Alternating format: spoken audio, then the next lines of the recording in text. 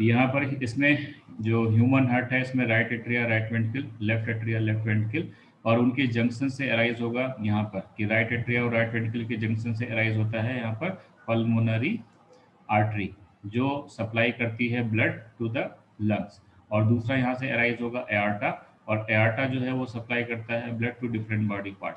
और इस एआर्टा के ऊपर यहाँ पर कि यहाँ पर एआर्टा के ऊपर आपको यहाँ पर आर्टरी मिलेंगी, सब क्लेवियन आर्टरी। ओके, और वो आर्टरी क्या करेंगी, ब्रेन को सप्लाई करती है, यहाँ से ब्रेन को सप्लाई होता है ब्लड।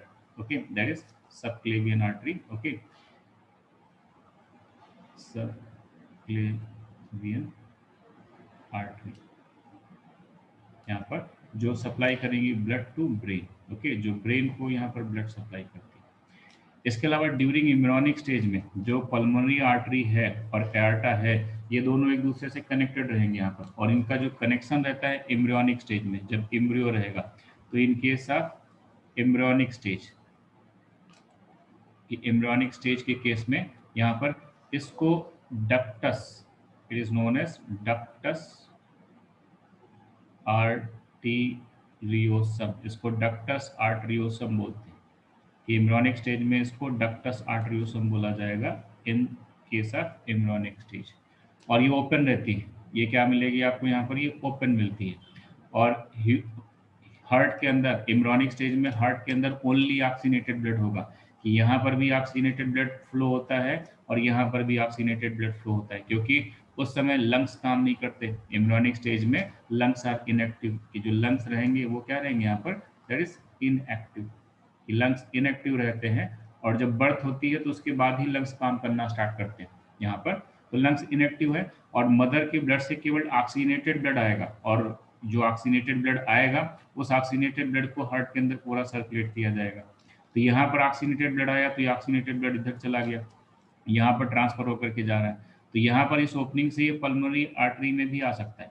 इसके अलावा यहाँ पर भी क्या रहेगा कि ऑक्सीनेटेड ब्लड रहेगा, और ये ऑक्सीनेटेड ब्लड किसको सप्लाई हो रहा है, लंग्स को सप्लाई होने जा रहा है। और पता चला जो लंग्स है उनको अगर ज़्यादा ब्लड चला गया तो यहाँ से क्या हो सकता है, ये वापस एआर्टा में भी जा सकता है, कि यहाँ से एआर्टा में जा सकता है। तो ये कॉमन ओपनिंग रहती है कि ब्लड जो है वो दोनों साइड में, एआर्टा से पल्मोनरी आर्टरी में और पल्मोनरी आर्टरी से वो एआर्टा में ट्रांसफर हो सके। ओके, यहाँ पर तो इस टाइप का कनेक्शन रहता है यहाँ पर, कि जिससे एक्सचेंज हो सके, कि यहाँ पर जो भी चीज़ें हैं वो क्या हो सके, यहाँ से एक्सचेंज हो सके यहाँ पर। ओके, तो ये इम्ब्रियोनिक स्टेज में रहेगा कि दोनों चीज़ें जो हैं दोनों के बीच में ऑक्सीनेटेड ब्लड का इंटरेक्शन हो। बट जब डिलीवरी होने वाली होती है तो उसके पहले लेबर पेन स्टार्ट होता है, और ड्यूरिंग लेबर पेन क्या होता है कि उस टाइम पे, कि लेबर पेन लगभग 8-10 घंटे का होता है, और डॉक्टर जो है वो उसके पास अगर वो फीमेल पहुंची, प्रेग्नेंट फीमेल, तो ऐसा नहीं हुआ कि तुरंत उसको ऑपरेट कर दें, सिजेरियन कर दें या तुरंत डिलीवरी करा दें। वो थोड़ा वेट करते हैं। वेट इसलिए करते हैं क्योंकि उनको पता होता है कि उस टाइम पे जब चाइल्ड की बर्थ होने वाली है तो उससे पहले बहुत सारी चीज़ें ऐसी होती हैं जो उसके अंदर चेंज हो रही होती हैं, और अगर इमीडिएट वहाँ पर डिलीवरी करा देंगे तो फिर प्रॉब्लम हो जाएगी। उसके अंदर बहुत सारे फंक्शन जो होंगे वो इनएक्टिव हो जाएंगे, फिर एक्टिव फंक्शन इनएक्टिव नहीं होने पाएंगे, क्योंकि बहुत सारे ऐसे जीन हैं। जैसे यहाँ पर ये देखिए कि ये क्या कर रहा है, एक्सचेंज कर रहा है यहाँ पर।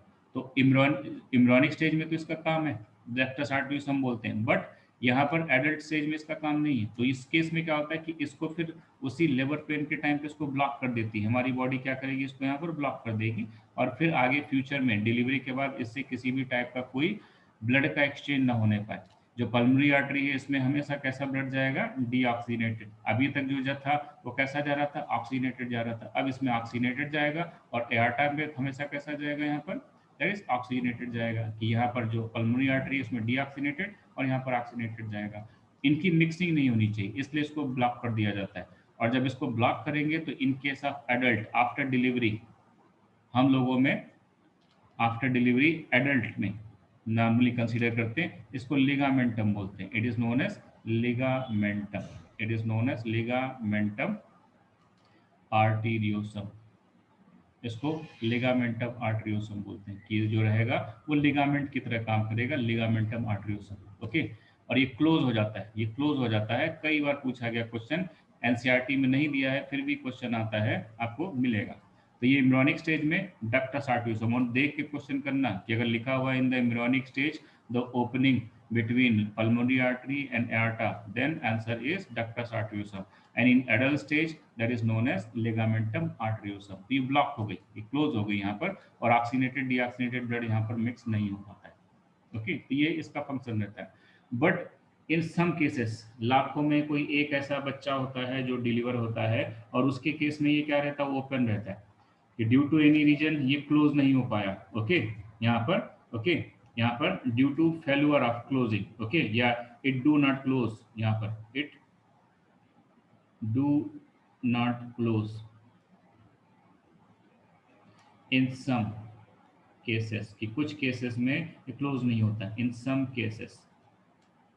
Okay, in some new born, in some new born child, इस कुछ नए जो न्यू बॉर्न चाइल्ड हैं उनके केस में, तो उस केस में क्या होता है कि उनका ऑक्सीनेटेड ब्लड किस में जा रहा है, एआर्टा में जा रहा है। ओके, डीऑक्सीनेटेड ब्लड कहाँ पे है, वो पल्मोनरी आर्टरी में है, तो वो दोनों आपस में मिक्स करना स्टार्ट कर देते हैं, और जब यहाँ पर इनका मिक्सिंग होना स्टार्ट हो जाता है तो उस कंडीशन को यहाँ पर साइनोसिस बोलते हैं, that is known as cyanosis.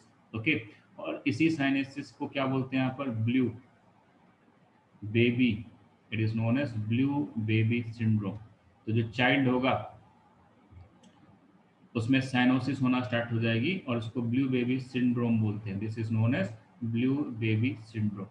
और जो चाइल्ड होगा उसका कलर धीरे धीरे ब्लू होना स्टार्ट हो जाएगा। जब डिलीवर होगा चाइल्ड यहाँ पर, तो डिलीवर चाइल्ड जो रहेगा उसका स्किन का कलर फेयर रहता है। एक चाइल्ड डिलीवर हुआ, इसका स्किन का कलर फेयर है, बट धीरे धीरे जैसे जैसे उसकी बॉडी में ऑक्सीजन और कार्बन डाइऑक्साइड दोनों आपस में मिक्स होती जाएंगी, तो धीरे धीरे उसकी बॉडी का जो कलर होगा, स्किन कलर होगा, वो धीरे धीरे क्या होता जाता है, ब्लू होता जाता है। इस तरह से पूरा फेस ब्लू हो जाएगा, पूरी बॉडी ब्लू हो जाएगी यहाँ पर। ओके, तो इसको ब्लू बेबी सिंड्रोम बोलते हैं, this is known as blue baby syndrome. तो ये ब्लू बेबी सिंड्रोम हो जाएगा, और इसी को साइनोसिस बोलते हैं यहाँ पर।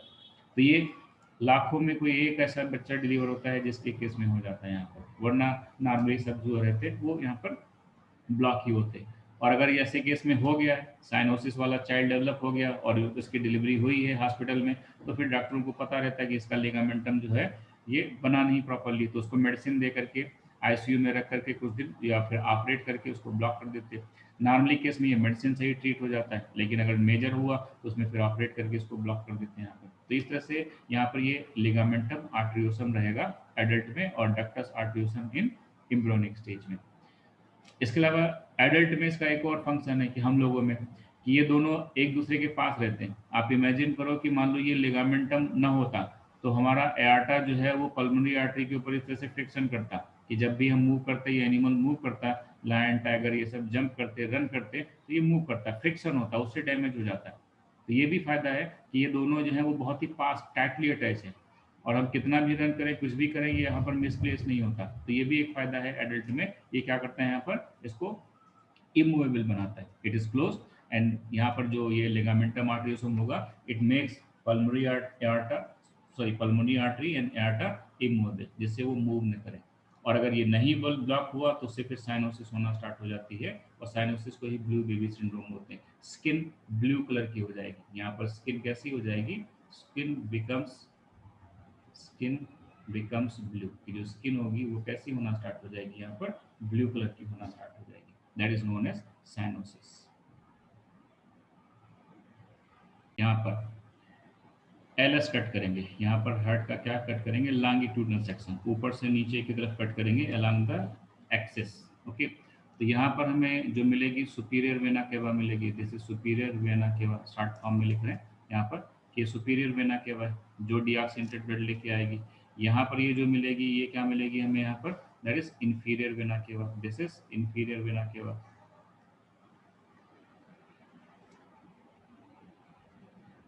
यहाँ पर दिस इज इंफीरियर वेना केवा। ओके, जो भी डीऑक्सीनेटेड ब्लड लेके आएंगे, और ये मिलेगी यहाँ पर, that is coronary sinus. Okay, ये कोरोनरी साइनस रहता है यहाँ पर, दिस इज कोरोनरी साइनस, तो ये कोरोनरी साइनस रहेगा यहाँ पर, और ये भी डीऑक्सीनेटेड ब्लड लाएगा। तो ये तीनों जो डीऑक्सीनेटेड ब्लड लेके आ रही ब्लड वेसल्स कलेक्टिंग थी, हमने बताया आपको, तो ये क्या करेंगे, आकर के राइट एट्रियम में ओपन होगी। ये जो है यहाँ पर, दिस इज राइट एट्रिया, ये जो है दैट इज राइट एट्रिया। और राइट एट्रिया जो रहेगा यहाँ पर वो बड़ा रहेगा as compare to the left atria. तो ये राइट एट्रिया में ओपन होंगी, और ये जो ओपनिंग है it is the opening of superior vena केवा। Okay, it is the opening of superior की वेना केवा की अगर यहाँ पर देखें तो ये क्या है यहाँ पर, that is opening, opening of superior vena केवा की। जो सुपीरियर वेना केवा है इसकी ओपनिंग मिलेगी आपको यहाँ पर। ये जो आपको इधर दिखाई दे रही ये this is opening of, this is opening of inferior vena केवा। ये जो ओपनिंग है वो इंफीरियर वेना केवा की ओपनिंग रहेगी यहाँ पर। ओके, और जो ये मिलेगी आपको यहाँ पर this is opening of coronary sinus. Okay, यहाँ पर this is opening, this is opening of coronary sinus. Okay, coronary sinus, ये कोरोनरी साइनस भी आकर के यहाँ पे ओपन होगा। तो ये 3 ओपनिंग मिलेंगी यहाँ पर। जो राइट साइड का एट्रिया है उसमें 3 ओपनिंग मिलती हैं, और ये 3 ओपनिंग इनकी रहेंगी रिस्पेक्टिवली। ओके, और ये सारी ओपनिंग जो है सर्कुलर है, यहाँ पर कैसी है, सर्कुलर है यहाँ पर। ओके, इन ओपनिंग के थ्रू ब्लड जो है वो वापस जा सकता है यहाँ पर, कि बैक फ्लो हो सकता है। कि जैसे मान लो यहाँ पर है इस तरह से एक चैम्बर है हमारा, और इस चैम्बर में हम ऊपर से ब्लड फिल करें और हम नीचे से भी ब्लड फिल करें, तो ऊपर से जो ब्लड आएगा जब हम ब्लड फ्लो कराना, या फिर वाटर है मान लो, उस वाटर को फ्लो करना बंद कर देंगे तो ऊपर जाने के चांस यहाँ पर नहीं है, क्योंकि ये अगेंस्ट ग्रेविटी जाने का चांस इतना नहीं है। बट अगर नीचे से यहाँ पर आ रहा है और यहाँ पर जब तक फोर्स रहेगा तब तक ये ऊपर की तरफ फिल होता रहेगा, और जैसे ही फोर्स कम हो जाएगा ये तुरंत यहाँ से ड्रॉप कर जाएगा, निकल जाएगा यहाँ पर। तो हमें यहाँ पर वाल लगाना पड़ेगा, यहाँ पर क्या लगाना पड़ेगा, एक वाल। और वो वाल क्या करेगा, यहाँ पर बैक फ्लो को रोकता है, कि जो वाल्व है वो ब्लड के बैक फ्लो को रोकेगा, या जो भी सब्सटेंस लिक्विड उसके बैक फ्लो को रोकेगा। तो ऊपर वाले में तो यहाँ पर कोई वाल नहीं मिलता, बट जो करोनरी साइनस सल का यहाँ पर है, साइनस है, उसके ऊपर आपको क्या मिलेगा, एक वाल मिलेगा, और यहाँ पर आपको एक वाल मिलेगा। तो ये वाल्व रहते हैं। यहाँ पर जो कॉर्नरी साइनस के ऊपर वाल्व है उसको यहाँ पर थिबेसियन वाल्व बोलते हैं, that is known as Thebesian, this is known as Thebesian valve. Okay, और ये थिबेसियन वाल्व जो मिलेगा आपको वो कॉर्नरी साइनस के ऊपर मिलेगा, it is present just above the coronary sinus. Okay, यहाँ पर। और दूसरा जो वाल्व मिलेगा ये मिलेगा आपको यहाँ पर, ये वाल्व, तो ये वाल्व जो मिलेगा आपको यूस्टेचियन वाल्व है। ओके, क्वेश्चन भी आता है, दिस इज यूस्टेचियन वाल्व, इसको क्या बोलेंगे, that is known as Eustachian valve. ये आपको यूस्टेचियन वाल्व मिलेगा जो इंफीरियर वेना के वॉल के ऊपर लगा रहेगा, और जब ब्लड आता रहेगा प्रेशर के साथ तो ये वाल्व ओपन कर देंगे यहाँ पर ओपनिंग को, और जैसे ही प्रेशर कम होगा तो तुरंत ये वाल्व क्या करेंगे, इन ओपनिंग को क्लोज कर लेंगे, जिससे बैक फ्लो बंद हो जाए। कि यहाँ पर अगर इस तरह से वाल्व लगा हुआ है, सपोज यहाँ पर हम क्या करें कि इस तरह से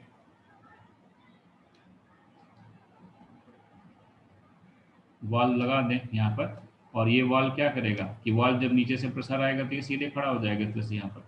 ओके, जब तक यहाँ से फोर्सफुली आ रहा है, बट जैसे ही प्रेशर कम हुआ यहाँ पर तो ये तुरंत क्या करेगा, नीचे आकर के इसको क्लोज कर लेगा। तो उसी तरह से ये भी है कि जब फोर्स के साथ ब्लड आता है तो ये क्या करते हैं, ओपन कर देते हैं ओपनिंग को यहाँ पर, और जैसे ही प्रेशर कम होता है ये तुरंत उसके यूपर ड्रॉप हो जाते हैं और फिर उसकी ओपनिंग को क्लोज कर लेते हैं। तो ये इंपॉर्टेंट है, क्वेश्चन आता है मैच द फॉलोइंग का, कि यहाँ पर Thebesian valve is the opening of coronary sinus, और Eustachian valve is the opening of inferior vena cava. Superior vena cava के ऊपर कोई वाल्व नहीं होता है, बट कुछ लोग कंसीडर करते हैं कि इसके ऊपर यहाँ पर हैवर्सियन, यहाँ पर हैवर्सियन वाल्व मिलता है, बट वो कहीं पर आपको जो है दिया है और कहीं कहीं पर नहीं दिया है। तो इस तरह से ये आपको मिलेगा सुपीरियर के ऊपर हैवर्सियन वाल्व में भी,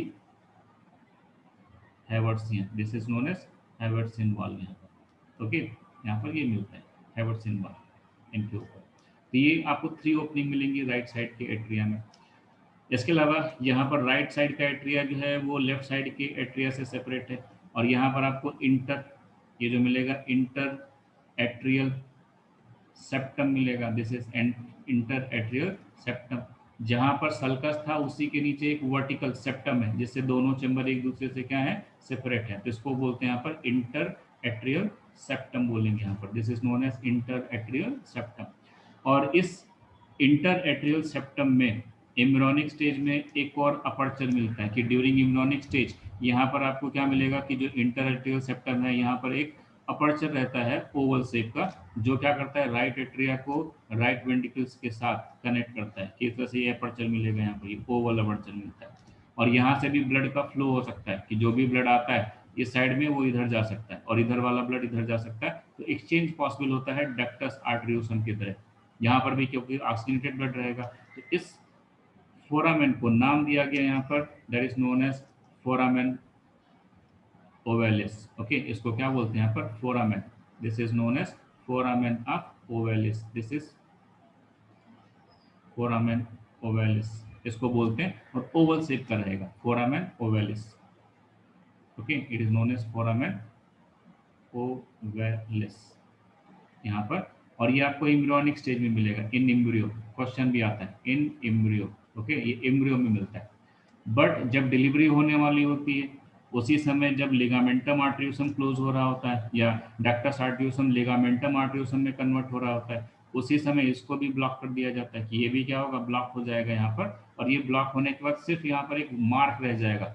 पता चलता है जैसे यहाँ पर लिगामेंट की वजह से पता चलता है कि पहले ही ओपनिंग होगी, डक्ट होगी, उसी तरह से यहाँ पर भी मार्क रह जाता है और पता चलता है कि कभी ये ओपन रहा होगा। उस कंडीशन में इसी फोरामेन ओवेलिस को फोसा बोलते हैं। It is known as fossa, कि जब कभी कहीं पर बॉडी में फोरामेन हो, वो क्लोज हो जाए, तो उसको फोसा ओवेलिस बोलेंगे। Okay, it is known as fossa ovalis. और फोसा ओवेलिस आपको अडल्ट में मिलता है, it is present in adults. ये जो एडल्ट्स हैं उनमें आपको फोसा ओवेलिस मिलेगा। ओके, तो ये यहाँ पर क्लोज हो जाता है, that is fossa ovalis. Okay, तो ये भी आपका क्वेश्चन है, फोरामेन ओवेलिस एम्ब्रियो में और फोसा ओवेलिस एडल्ट में। फोरामेन ओवेलिस कहाँ मिलेगा, तो ये इंटर एट्रियल सेप्टम के ऊपर मिलता है, और राइट एट्रिया को लेफ्ट एट्रिया से और लेफ्ट एट्रिया को राइट एट्रिया से कनेक्ट करता है, और क्लोज हो जाता है ड्यूरिंग द बर्थ। और यही अगर नहीं क्लोज हो पाता है, कि मान लो ये भी नहीं क्लोज हो पाया किन्हीं किन्हीं में, तो वहां पर भी क्या होता है कि फिर वही कंडीशन आती, वहां पर भी साइनोसिस हो जाती है। क्या हो जाएगी, cyanosis. If it not close properly then it causes cyanosis, या फिर इसी को ब्लू बेबी सिंड्रोम भी बोलते हैं, आपको बताया। तो ब्लू बेबी सिंड्रोम होने के या साइनोसिस होने के दो चांस, या तो फोरामेन ओवेलिस या फोसा ओवेलिस जो है वो प्रॉपरली क्लोज ना हो, या फिर लिगामेंटम आर्टरियोसम प्रॉपरली क्लोज ना हो। ओके, और इसको को ब्लू बेबी सिंड्रोम भी बोलते हैं। और कभी कभी आपने सुना होगा कि दिल में जो है छेद हो गया, तो दिल में अगर छेद हो गया या होल हो गया, तो उसका मतलब ये नहीं कि कहीं साइड से हो गया, यही वाला अगर यहाँ पर वीक हो जाता है और ओपन हो जाता है, तो उसको बोलते हैं डॉक्टर के दिल में छेद हो गया। ओके, यहाँ पर छेद हो गया, और वो छेद या तो वो केमिकल से, ड्रग से यहाँ पर ट्रीट करके फिल कर देंगे, या फिर सर्जरी करके यहाँ पर फिल कर देते हैं। ओके, तो यही कभी कभी ओपन हो जाता है यहाँ पर। ठीक है, तो इस तरह से रहेगा ये स्ट्रक्चर। इसके अलावा क्या मिलेगा कि आपको यहाँ पर कि जो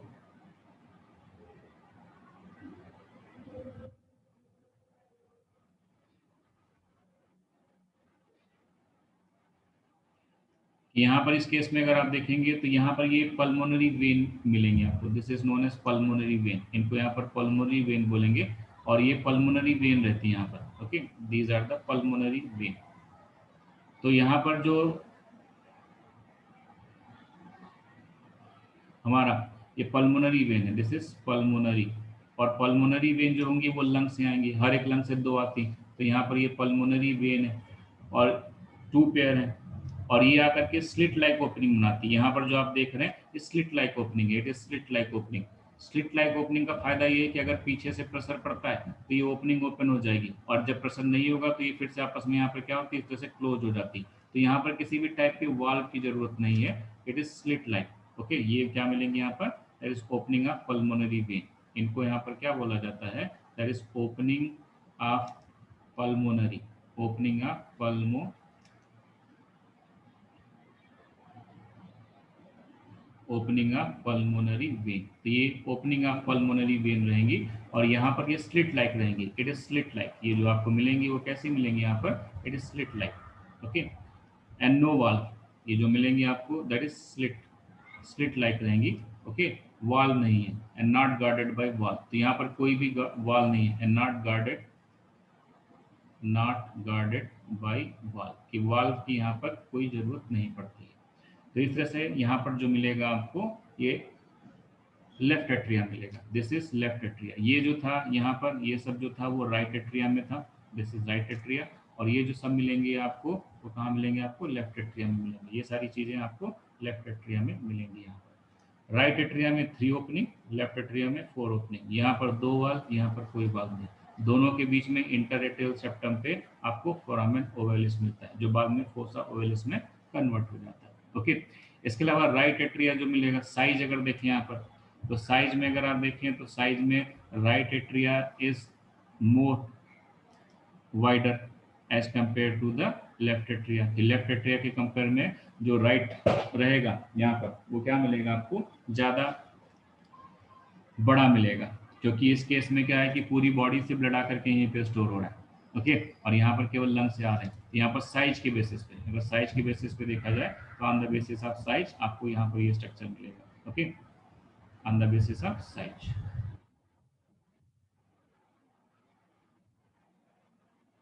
On the basis of size, right atria is larger than the left atria. Okay, यहाँ पर तो ये स्ट्रक्चर है। नेक्स्ट इसके बाद जो आता है वेंट्रिकल, तो यहाँ पर जो मिलेगा आपको, ये आपको राइट वेंट्रिकल मिलेगा, this is right ventricle.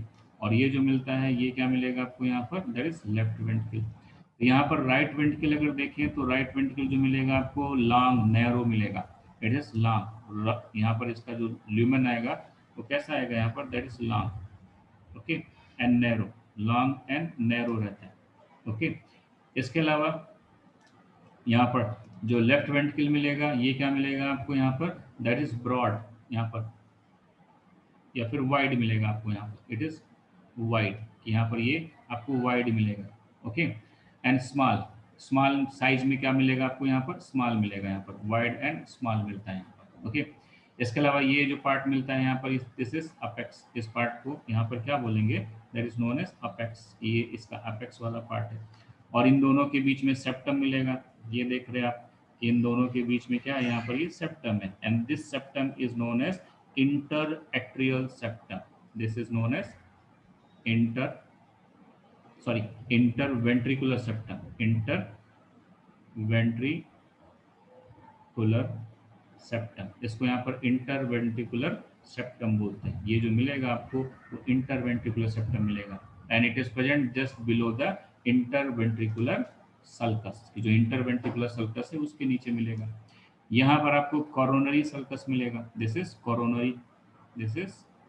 coronary sulcus, और इसको यहाँ पर आपको बताया, इसको एट्रियो वेंट्रिकुलर सल्कस भी बोलते हैं। Okay, this is also known as atrio ventricular sulcus. तो कॉर्नरी सल्कस रहेगा यहाँ पर।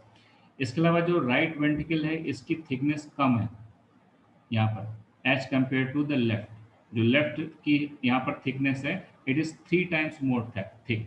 कि थिकनेस के बेसिस पे देखें यहाँ पर, कि थिकनेस की बेसिस पे देखेंगे तो राइट यहाँ पर एट्रिया जो है वो थिन है, एट्रिया जो मिलेंगे आपको थिन मिलेंगे, और जो वेंट्रिकल मिलेंगे वो आपको थिक मिलेंगे। और इन दोनों वेंट्रिकल में जो मोर थिक होगा वो लेफ्ट वेंट्रिकल होगा, इट इज मोर थिक। ये जो मिलेगा आपको यहाँ पर that is more thick 3 times, ये आपको यहाँ पर मोर थिक मिलेगा, दैट इज 3 टाइम्स। ये कितना रहता है, 3 टाइम्स रहेगा, 3 times more thick. Okay, 3 times as right ventricle की जो राइट वेंट्रिकल है उसके कंपेयर में 3 टाइम्स यहाँ पर मोर थिक मिलेगा।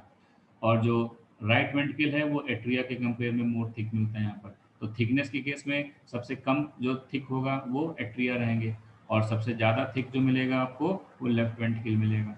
ओके, और उसका रीजन क्या है यहाँ पर इसका इतना ज़्यादा थिक होने का, उसका रीजन ये है कि लेफ्ट वेंट्रिकल को पूरी बॉडी में ब्लड सप्लाई करना है। कि यहाँ पर अगर आप देखो तो यहाँ